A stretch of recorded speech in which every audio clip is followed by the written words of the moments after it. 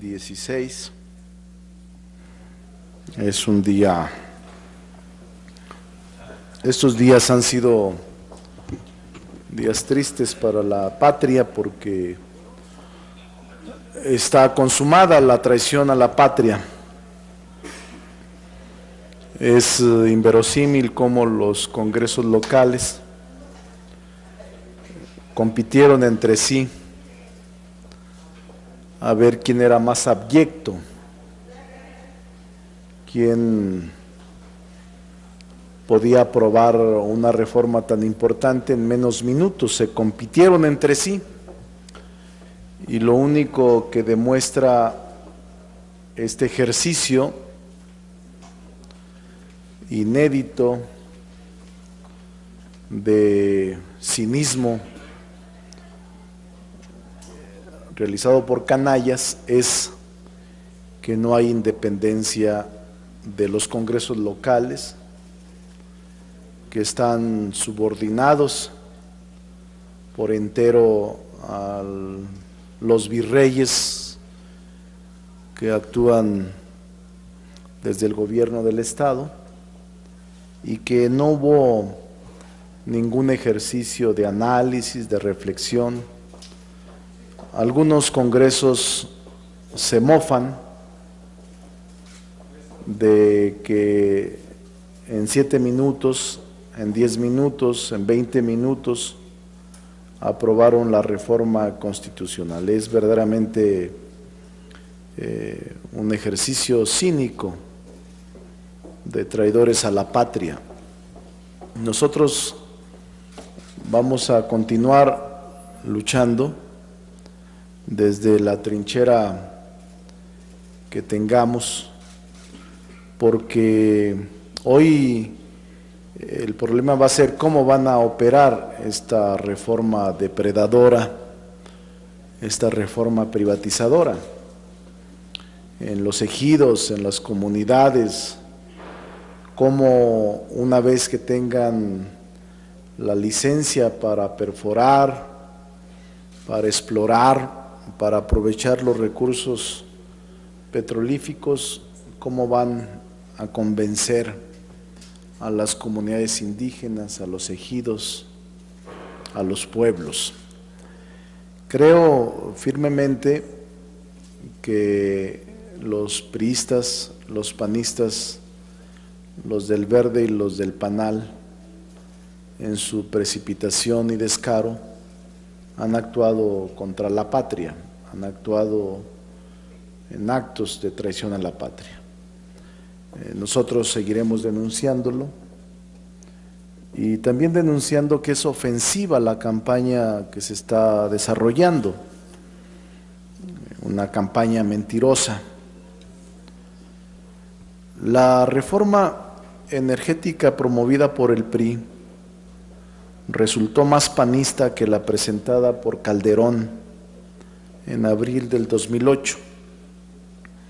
Hace 5 años, recuerden ustedes, presentó el PAN una reforma energética distribuida en 5 iniciativas de ley.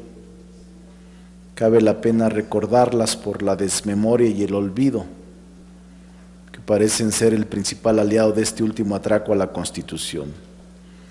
En aquel tiempo se promovieron la ley orgánica de Pemex, la iniciativa de decreto por el que se reformaba la ley orgánica de Petróleos Mexicanos, la ley de Comisión Reguladora de Energía, ley reglamentaria del 27 constitucional en el ramo petrolero y la ley de la Comisión del Petróleo.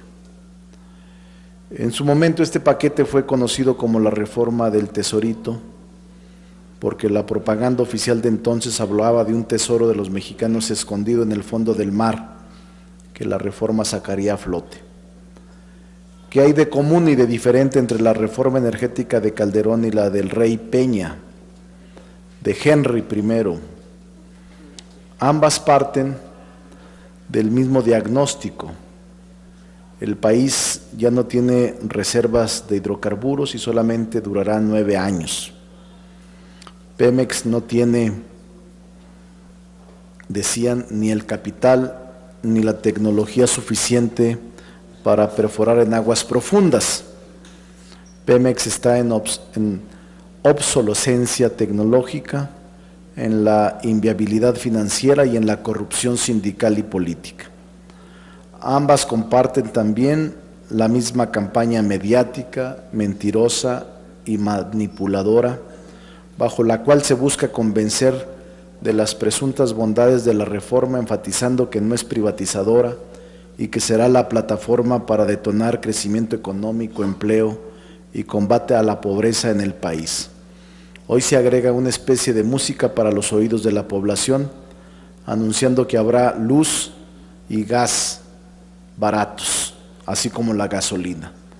Sin embargo, a la luz de lo que se aprobó la semana pasada, las diferencias resultan más importantes que las coincidencias. La reforma de Calderón no incluía reformas a un solo artículo de la Constitución. La actual, en cambio, incluyó desde el inicio 3, 25 y 27 y 28 constitucional. La reforma de Calderón seguía considerando estratégica la explotación del petróleo, es decir, reservada a Pemex, en tanto que abría el resto del proceso a inversionistas privados mediante la figura de permisos, transporte, distribución, comercialización y petroquímica en general, mediante este tipo de acciones, mientras que la reforma de Peña abre la totalidad del proceso petrolero. La reforma de Calderón solo contemplaba la figura de contratos incentivados, que se deberían cubrir de manera monetarizada en efectivo. Prohibía expresamente pagar en especie o con productos. La reforma de hoy, en cambio, contempla compartir utilidad, pero también el pago en especie y las famosas licencias petroleras que le permitirán a las empresas privadas contabilizar las reservas como parte de sus activos, es decir, de su propiedad. Calderón permitía también la modalidad de propiedad social y propiedad privada en la explotación de aguas profundas. Hoy, en cambio, solo se habla de inversionistas privados. De igual manera, Calderón solo abría la explotación en aguas profundas, reservando a Pemex la explotación en aguas someras y tierras firmes, mientras que hoy es todo tierra firme, aguas someras y aguas profundas. Por último, Calderón no contemplaba a la Comisión Federal de Electricidad, mientras que hoy es la totalidad del sector energético, agregándose a la definición constitucional de empresa pública el adjetivo de empresa pública productiva, sin definir a cuál de los dos tipos dominantes de productividad se refiere: la productividad en sentido público o la productividad en sentido privado. ¿Qué pasó con la reforma de Calderón? El PRI y el PRD la pararon en su momento, permitiendo el PRI solo una reformita, como es la creación de este consejo de Pemex y los consejos incentivados, que, como se sabe, no han funcionado como se esperaba. Esto nos muestra que los priistas de ahora, los neopriistas, salieron más privatizadores que el propio PAN. El PRI traicionó sus orígenes. El PRI y los priistas traicionaron su vocación. El PRI está a la derecha de la derecha. Con esta reforma, el PAN, perdiendo la presidencia, ganó con una reforma que le da mucho más de lo que pedía hace 5 años, mientras que el PRI, ganando la presidencia, pierde con esta reforma privatizadora a ultranza. Es una orgía privatizadora del petróleo, de la que el PRI y PAN deberán rendir cuentas en los próximos días. Nosotros no vamos a ceder, no nos vamos a doblegar, no nos vamos a cansar, no nos van a callar. Vamos a seguir insistiendo todos los días de lo que resta de nuestras vidas en lo inadecuado, lo canalla, lo depredador y la traición a la patria que representa la privatización del petróleo.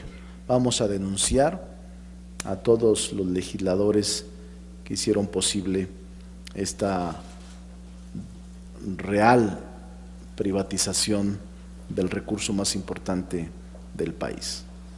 Eso es lo que quería comentarles.